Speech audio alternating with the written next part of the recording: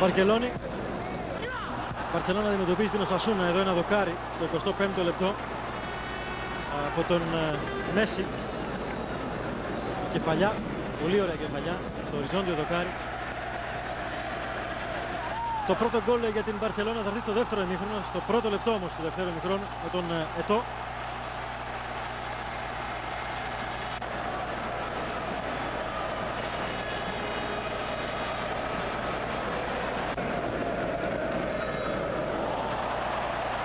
Ο ίδιος παίκτης στο 53ο λεπτό θα σημειώσει και ένα δεύτερο γκολ. Πετάχτηκε εκεί στο ύψος της μικρής περιοχής.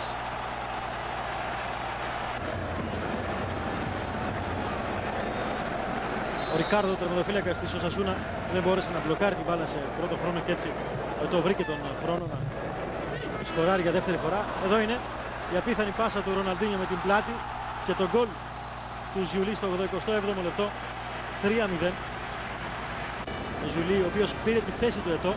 Αλλά δείτε εδώ την περίεργη φάση με τον Ροναλντίνιο.